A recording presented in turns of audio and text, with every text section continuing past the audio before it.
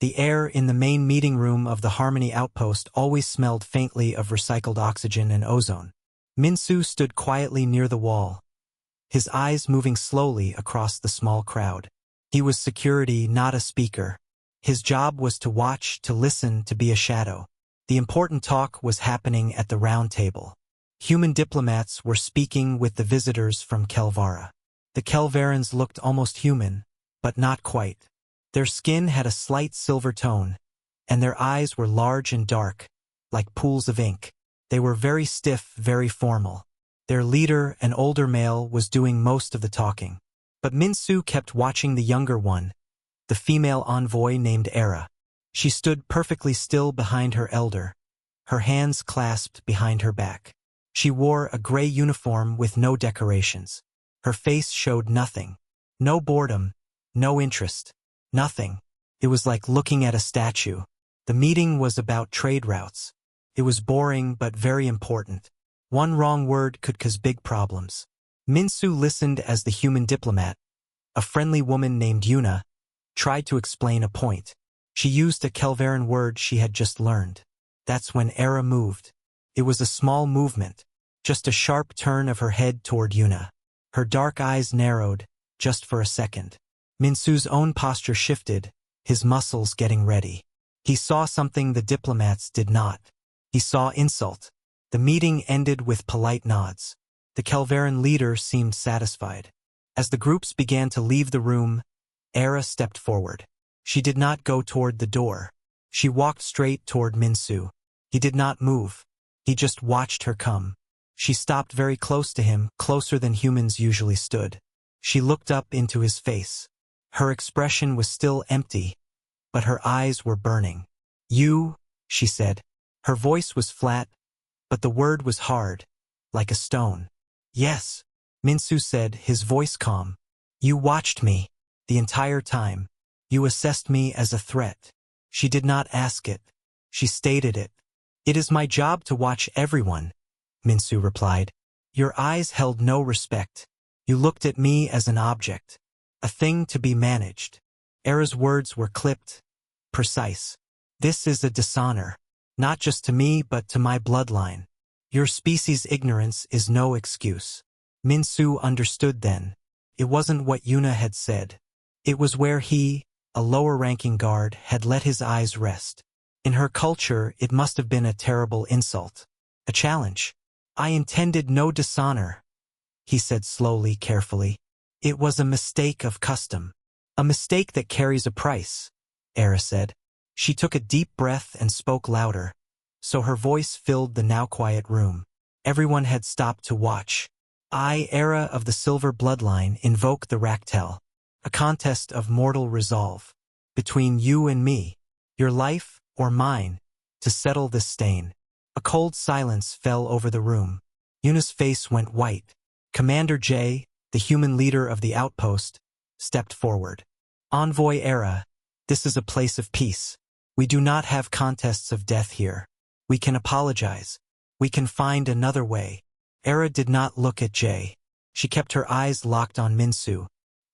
"He accepted the weight of my gaze and returned it without submission. The challenge is set. By the laws of Kelvara, if he refuses, he is without honor. And by extension, all humans here are without honor. Our treaty talks would end. Our people would consider yours nothing." Minsu felt all the eyes in the room on him. He saw the panic in Yuna's eyes, the grim calculation in Commander J's. This wasn't a bar fight. This was interstellar politics.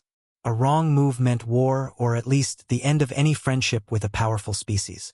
He thought of his job, to protect the people here and to protect the peace. Sometimes protection was fighting. Sometimes it was something else. He looked at Era. She was angry, yes, but under the anger he saw something else. A deep, rigid belief. She was trapped, just as much as he was. Trapped by her own rules. "What are the rules of this Raktel?" Minsu asked, his voice still quiet. "Single combat. No weapons but our bodies. In a locked room. We fight until one can no longer continue. The winner decides the fate of the loser," Era recited. "Life or death. And if I win, Minsu said, I could choose to let you live? For the first time, her empty expression cracked. She looked confused, then disgusted. To spare a defeated rival is to claim them. Their life, their will, belongs to you. It is a fate worse than death for a warrior. Do not speak of what you do not understand. Minsu nodded slowly. He understood enough. There was no way out by refusing. The only path forward was through. He looked at Commander J. The commander gave a tiny, weary nod. There was no choice. Minsu looked back at Era. He stood up straight, meeting her fierce gaze. I accept your challenge, he said. Era's lips tightened in something that was not a smile. It was satisfaction. She gave one sharp nod. The contest will be in 2 of your days. Prepare to meet your end, human. She turned and marched from the room, her people following. The heavy door hissed shut behind them. The room erupted into noise. Yuna was talking fast about legal codes. Jay was barking orders. But Minsu just stood there, watching the door. He had just agreed to a fight to the death. Not to win, but to find a way to save a life without starting a war. He thought of Era's disgust at the idea of being spared. His task was clear and impossible. He had to win, and then he had to find a way to make her want to live. The outpost hummed with a tense, quiet energy. After Era's challenge, the usual sounds of work were gone. People spoke in low voices. Everyone looked at Minsu with a mix of pity and fear. He walked through the corridors to the command room. He needed to think, but first he needed information. Commander J was waiting for him. The older man looked tired. On a large screen, Yuna was scrolling through lines of Kelveran text. Her face was lit by the blue light. Sit, Jay said. Minsu Saturday, this is a mess. We cannot kill their envoy. That is an act of war. We also cannot let you die. That would show weakness and they might take advantage. But we cannot refuse. I know, Minsu said. So we find another way, Yuna said from the screen. Her voice was excited but shaky. Their legal codes are ancient, full of rituals and loopholes. I have been searching since the moment she spoke. A loophole? Minsu asked. Maybe, Yuna said. She zoomed in on a block of text. The Raktal ends with the winner deciding the fate of the loser. The expected result is death. But the old texts say the winner can claim total victory without death. Jay leaned forward. How? If the loser formally yields, Yuna explained. Not just stopping the fight. A complete, spoken yield. It is a ritual surrender. The winner must prove such total dominance that the loser's spirit is broken. They must give their will to the winner. Minsu frowned. Era said that was a fate worse than death. It is, for them, Yuna nodded. To a Kelveran warrior, your will is everything. To give it away is the ultimate shame. They become like an empty shell. Most would choose death instead. That is why it is so rare. So my job is to not just beat her, Minsu said slowly. I have to break her spirit so completely that she says the words. And then, instead of taking her as a slave, I must do what? That's the second problem, Jay grumbled. If you break her and claim her, you own her. By their law, she is property. We cannot have a Kelveran envoy as a human's property. That is also an act of war. The room was quiet.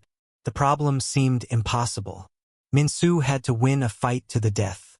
Then he had to force his enemy into a surrender she would hate more than death. And then he had to not use the rights that surrender gave him. There must be more to the ritual, Minsu said. What does total victory mean, exactly? The words. Yuna scrolled again. The winner declares, your life is mine to shape. The loser must answer, my life is yours to shape. After that, the winner dictates a new purpose. The loser must follow it.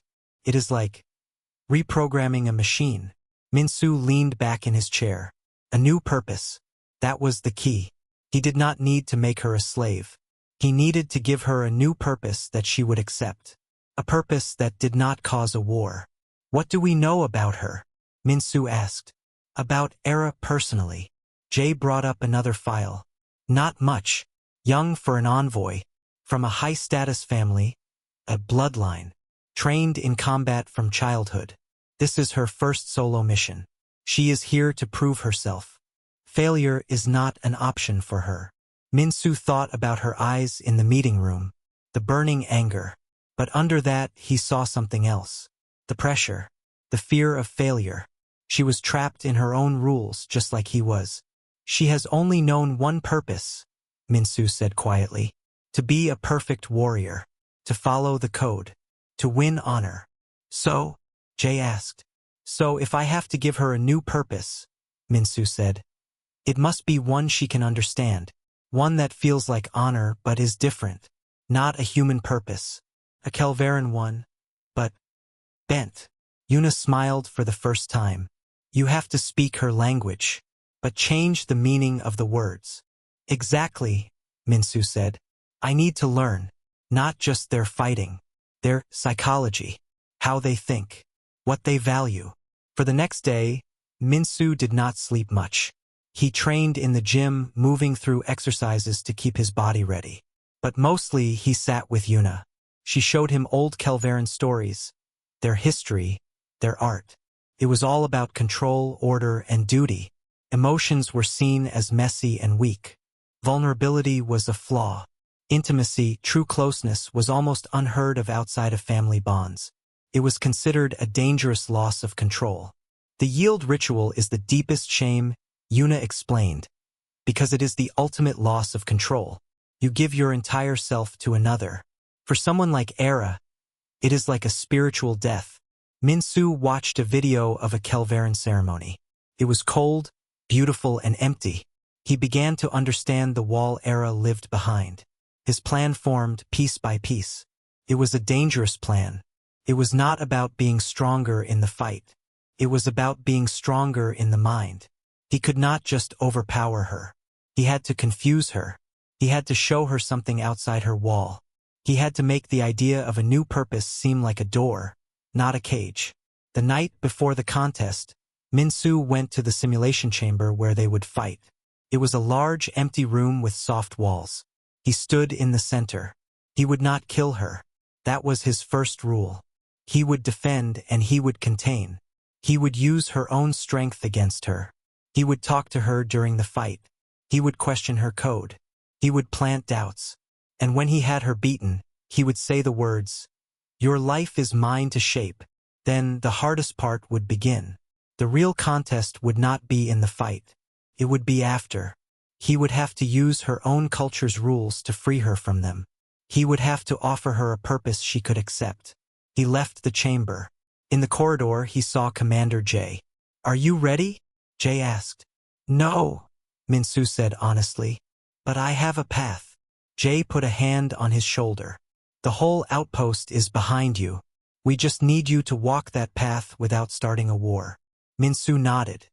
He thought of Era, probably in her own room, preparing for a clean, honorable death. She was ready for an ending. He had to be ready to offer her a beginning instead, and he had to make her take it. The simulation chamber felt colder than the rest of the outpost. The lights were a bright, white color that showed every detail. The walls were a soft gray material, designed to absorb sound and impact.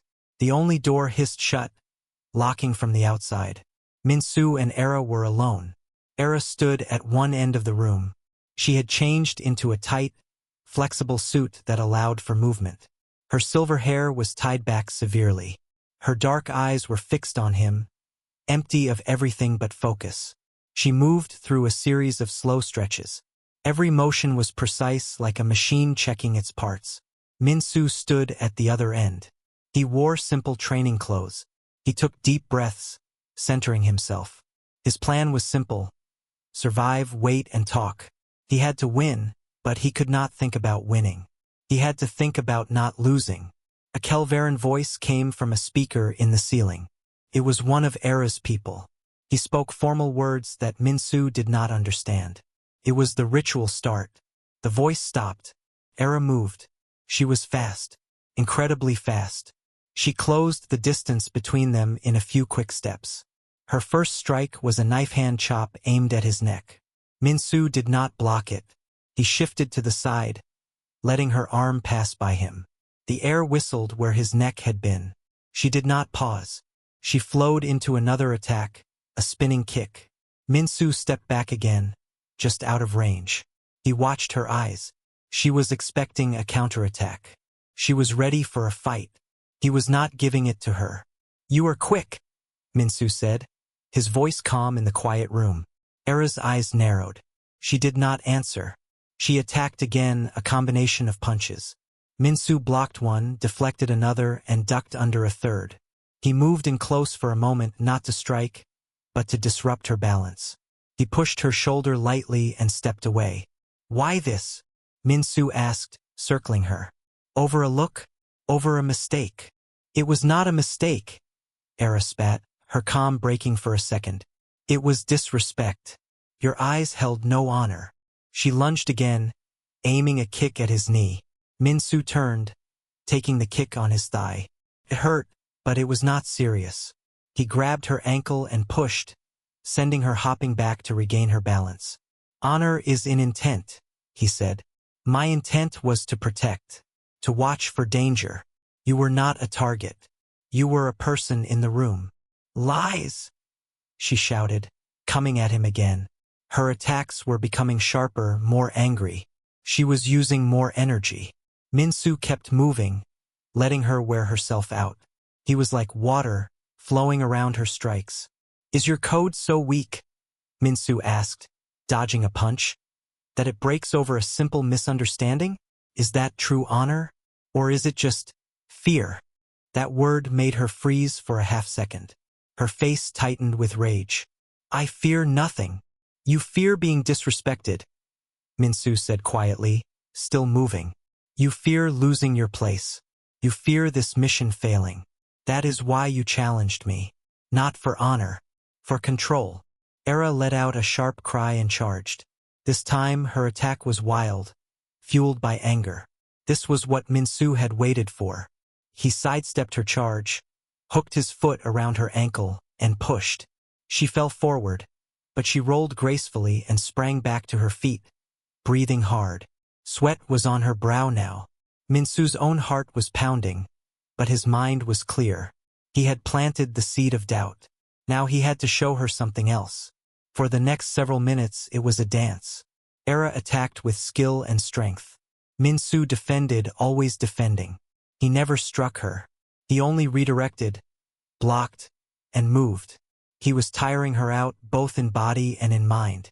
She could not understand why he would not fight back. "Fight me!" she yelled, her voice echoing in the chamber. She swung a fist at his face. Minsu caught her wrist. He held it firmly, not hurting her, just holding. They were close. He could see the confusion and fury in her dark eyes. "This is not a fight to the death, Era," he said, his voice low. "It is a conversation, and you are not listening." He released her wrist and stepped back. She stared at him, panting. She looked from his face to his hands, which were open, not in fists. "What are you doing?" she asked, her voice a mix of exhaustion and bewilderment. "I am showing you a different way," Minsu said. "Your way ends with one of us dead. My way does not have to." She shook her head, as if to clear it. "No, the Raktal is clear. It is the law." "The law also allows for yield," Minsu said. The word hung in the air. Era's expression hardened again. "Never.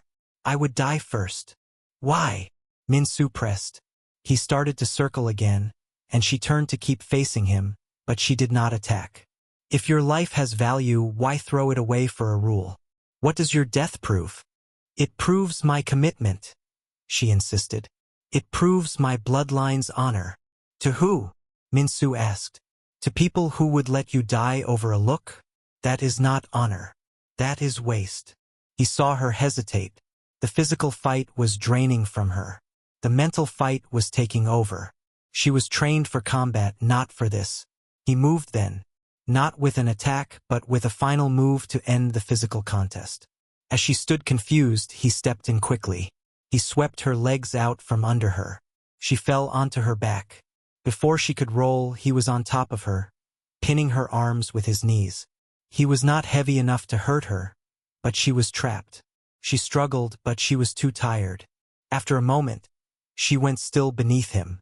She stared up at the bright lights, her chest heaving. Shame filled her eyes. This was defeat. Minsu looked down at her. This was the moment. He had to say the words exactly. He leaned close, his voice firm and clear. "By the rules of your people," he said. "Your life is mine to shape." Era flinched as if struck. She closed her eyes tight. A single tear escaped from the corner of her eye and traced a line down her temple into her silver hair. She had lost. The fight was over. Now the real test was about to begin. For a long moment, the only sound in the simulation chamber was Era's ragged breathing. She kept her eyes shut tight, as if by not seeing Minsu, he might disappear. The weight of his words pressed down on her more heavily than his body did. Minsu did not move. He held his position, but he loosened his grip slightly. He was not trying to hurt her. He was containing her. He watched her face, the struggle playing out across her features. This was the first part of his plan, the shock of survival.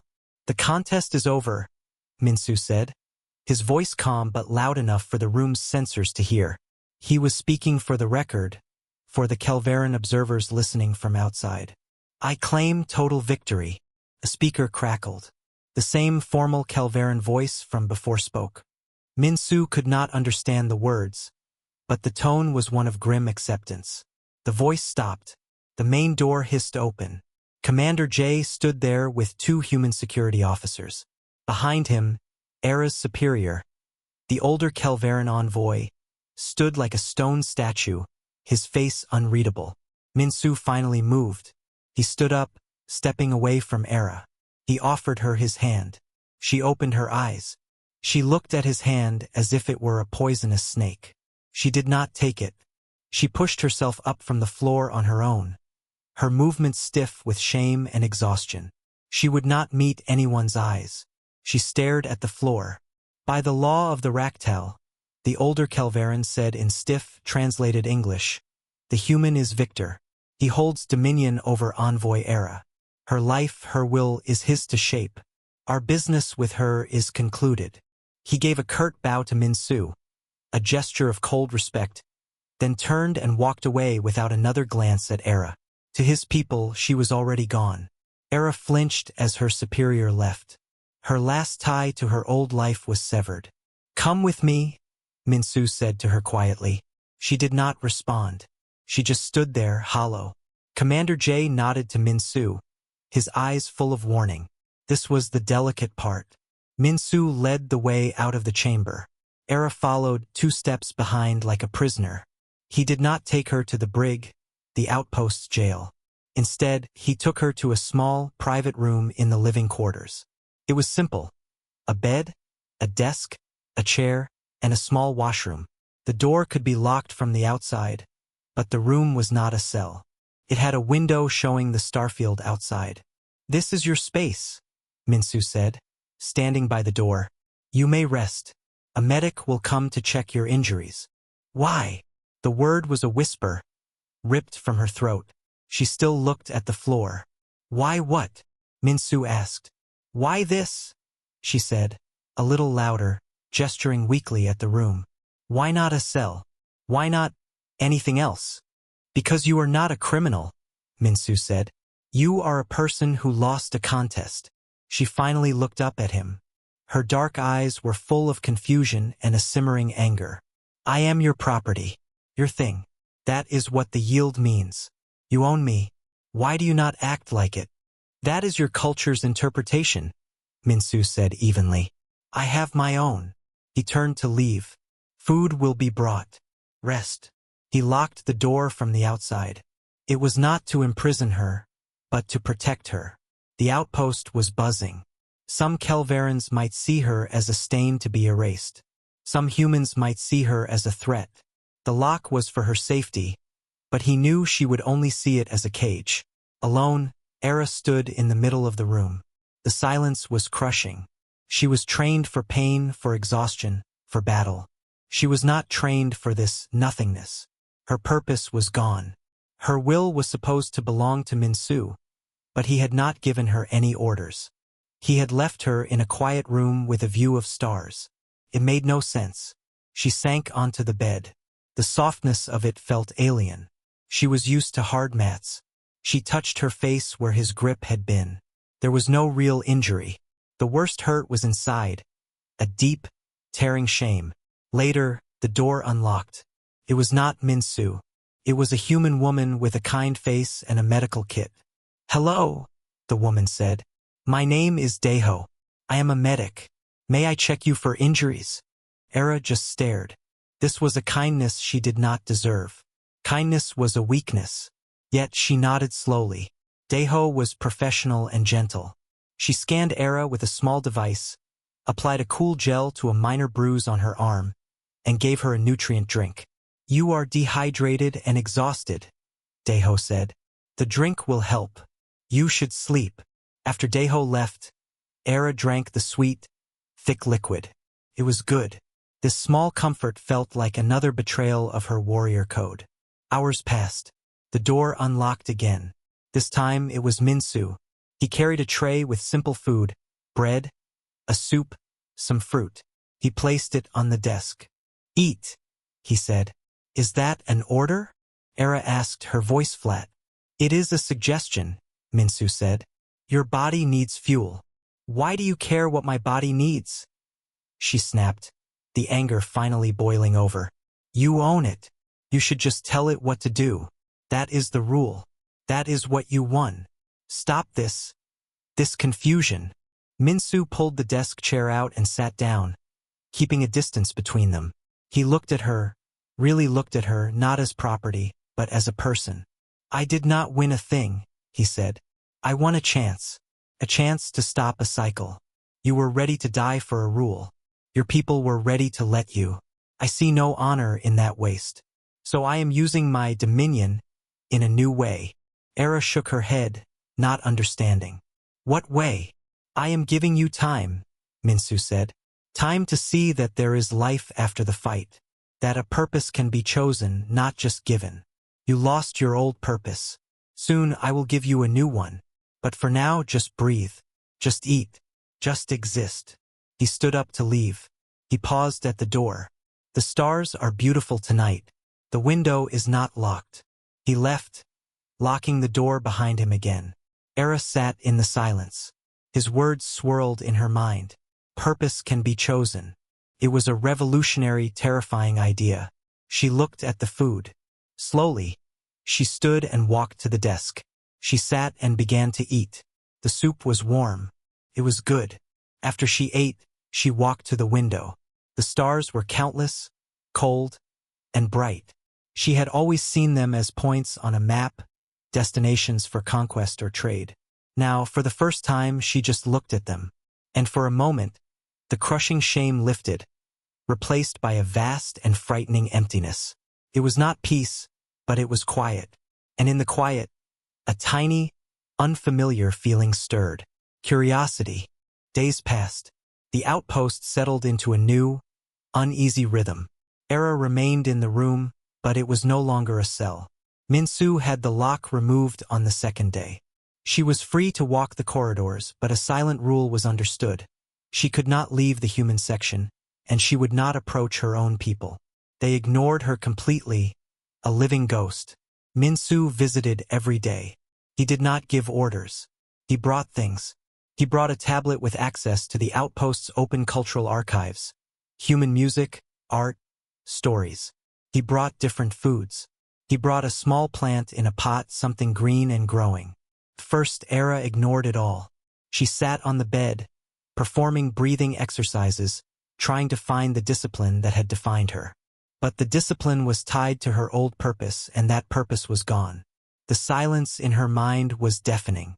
One afternoon, Min-Soo came in and did not say anything. He placed the tablet on the desk, playing something. It was not music with words. It was the sound of a single piano, notes falling like rain, slow and sad but somehow peaceful. Era kept her eyes closed, pretending to meditate. But she listened. The sound was messy. It had emotion. It was everything her culture said was weak. Yet it did not feel weak. Felt large. When the piece ended, the silence felt different. "What was that?" she asked, her eyes still closed. "A human named Chopin," Minsu said from his chair by the door. "He lived long before spaceflight. He was often sick. He put his feelings into his music." "Feelings are a distraction," Era recited, the old lesson automatic. "Are they?" Minsu asked. "Or are they information? That music tells you something about being alive, about longing, that a report never could." She had no answer. The next day, she picked up the tablet. She explored. She read human history, not the grand tales of wars and kings, but the small stories. A scientist who failed 1,000 times before a discovery. A community rebuilding after a disaster. There was no clean honor here. There was struggle, persistence, and often, compassion. Minsu began to ask her questions. Not about tactics or duty. Simple questions. "What do you think of this painting?" he asked, showing her a starry night sky painted with wild, swirling brushstrokes. "It is inaccurate," Era said at first. "The stars are not like that." "But how does it make you feel?" he pressed. She frowned, looking harder. "It feels restless, but also beautiful, like the universe is moving." "Yes," was all Minsu said. Another time he brought a simple board game. They played. It was a game of strategy but not combat. It was about building connections. She won and he smiled. "You learn quickly." The praise was for her mind, not her strength. Felt strange. Good, but strange. The wall around her was cracking. She knew it. It was terrifying. One evening, she broke. "Why are you doing this?" she demanded. She was standing by the window, her back to him. "This slow unraveling of me. Is this your shaping? To make me into something soft and useless?" Minsu put down the book he was reading. "No," he said. "I am showing you options. Your old life was a single, narrow path. I am showing you the landscape around the path. The path is gone, but the landscape is vast. You are not soft for seeing it." She turned around. Her eyes were bright with unshed tears of frustration. "Then what is my new purpose? You have not given it. You must give it. That is the rule." "I will," Minsu said. "Soon. But a purpose given without understanding is just another cage. You must first see that cages are not necessary." He stood and walked to the door. "Tomorrow we will go somewhere. Wear this." He pointed to a set of plain gray outpost fatigues he had left on the chair. They were human clothes. The next day he came for her. She had put on the fatigues. They felt odd, less structured than her uniform. He led her through the corridors to the outpost's main observation deck. It was a large, circular room with a vast clear dome looking out into space. A nebula glowed in the distance, a cloud of purple and blue. No one else was there. Minsu had arranged it. They stood under the dome. The silence was immense.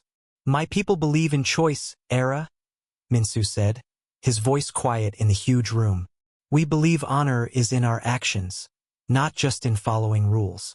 Our strength is our adaptability, our ability to connect." He pointed at the nebula. "Your people see that and calculate its mineral value. Mine see it and feel wonder. Both are valid. But only one lets you truly live in the universe, instead of just moving through it." Era wrapped her arms around herself. The sheer scale of the view, and his words made her feel very small. And for the first time, small did not feel like a weakness. Felt true. "I am afraid," she whispered, the admission shocking her as she said it. A warrior should never admit fear. "I know," Minsu said. "So was I. I was afraid of causing a war. Fear is just information. Tells you what is important." She looked at him then, really looked at him. She saw no mockery, no triumph over her surrender. She saw patience and something else, respect. He respected the person she was, even broken. No one had ever done that. Her value had always been in her function. "What is my purpose?" she asked again, but now it was a plea, not a demand. "Tomorrow," Minsu promised, "there will be a formal ceremony to satisfy your people's laws. I will declare it then. It is a purpose of bridge building, of using your knowledge for understanding, not combat. A purpose you can choose to accept. And if I choose not to? She asked. Then I will release you, he said simply. And you can find your own way. That is the human interpretation of dominion, the freedom to choose. A tear finally escaped, tracing a line down her silver cheek. She did not wipe it away. It was not a tear of shame. It was a tear for the death of her old self, and the terrifying, unknown birth of something new. Under the infinite stars, she felt the last piece of her old armor fall away. She was naked, exposed, but she was not cold.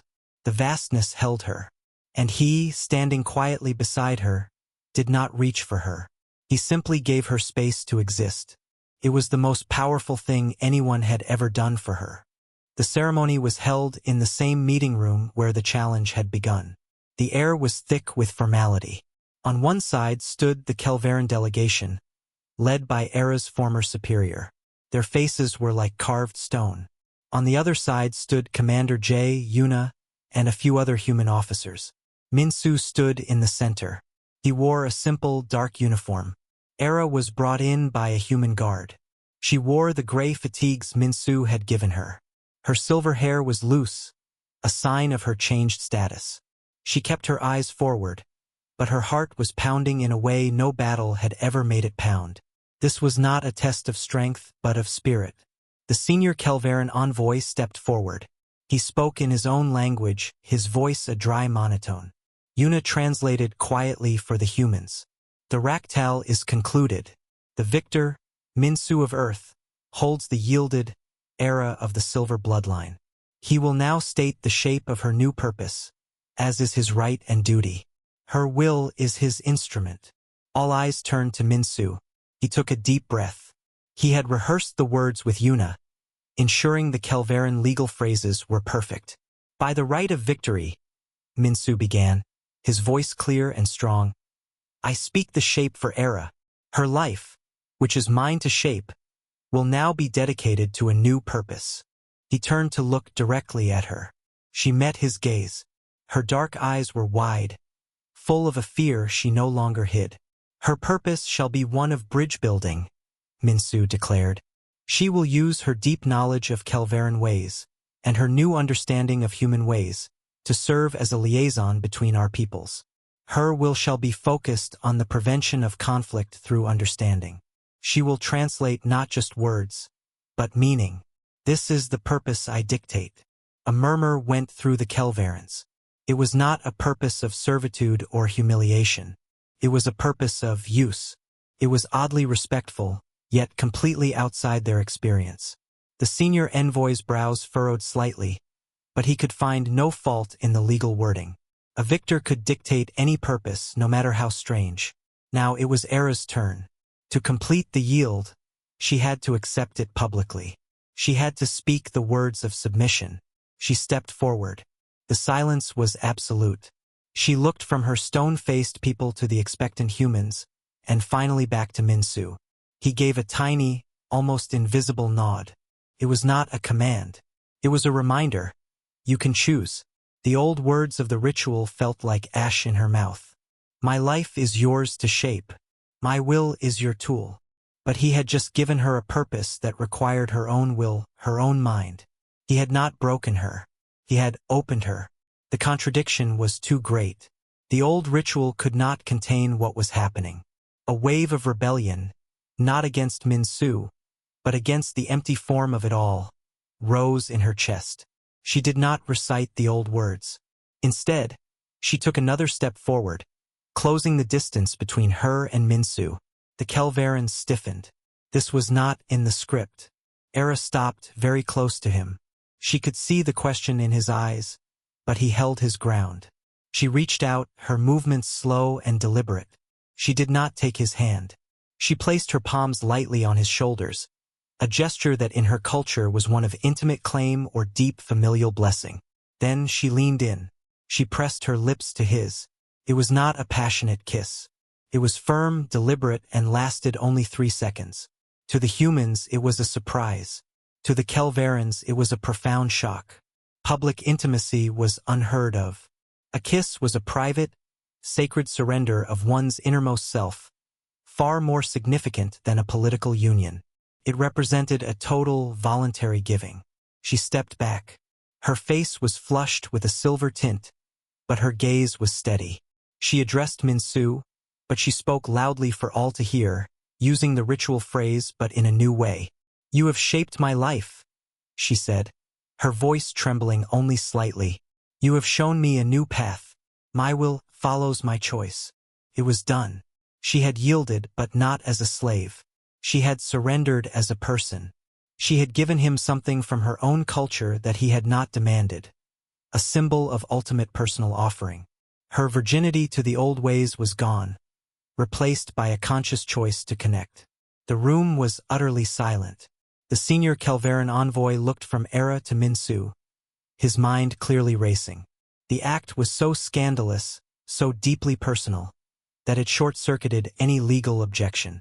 The yield was clearly, undeniably complete. More than complete. Commander J cleared his throat. The ceremony is concluded," he stated firmly. "The victor's terms are accepted. We will now integrate Liaison Era into our diplomatic team."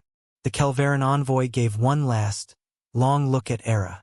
It was not hatred she saw there, but a kind of bewildered dismissal. She was no longer one of them. She was something else. He turned and led his people from the room. When they were gone, the tension broke. Yuna let out a huge breath. Jay rubbed his forehead. Min-Su just looked at Era, his own composure shaken. Era stood before him, feeling lighter and more terrified than ever before. She had just burned the last bridge to her old life, in the most dramatic way possible. "Why did you do that?" Min-Su asked softly, for her ears only. "The old words were a lie," she whispered back. "What I did, that was the truth. You did not take my will. I gave you my choice. That is the only thing that is truly mine to give." She had moved from a world of obligations to a world of choices. Her first choice had been a kiss. It was her first real, free act. The room felt different now. The path ahead was not clear, but for the first time it was her own. Weeks turned into a month. The outpost, Harmony, slowly lived up to its name again. The strange tension with the Kelveran delegation faded into a careful, professional distance. They completed their trade negotiations and left. Era's former superior did not say goodbye to her. She was now part of the human world, a fact made official by the datapad she carried listing her as a cultural liaison. Her room was no longer a holding space. It was her quarters. She had added a few things. A print of the starry painting she had seen, a second plant, a Kelveran meditation stone placed beside a human-made music player. The two objects sat together without conflict. Her work was challenging. She spent hours each day with Yuna, learning human languages in greater depth, but more importantly, learning the meanings behind the words. She helped translate Kelveran documents, not just the words, but explaining the cold, rigid logic behind them so the humans could understand. She was a bridge, just as Min-Su had declared.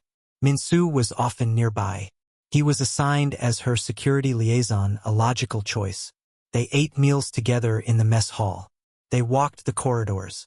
Their conversations were no longer about strategy or purpose. They talked about simple things. The taste of the coffee substitute. The view from a different observation deck. A story from his childhood in Seoul, or a memory of her rigid training halls. The kiss from the ceremony was not mentioned. It hung between them, a quiet, understood fact. It had been a statement, not the start of a romance. But something had started that day. A connection, thin but strong, like a single strand of spider silk. One evening, Min-Su found her in the main observation deck, the one under the large dome. She was sitting on the floor, looking up at the nebula, which had slowly shifted position. "It looks different tonight," she said, not turning as he approached.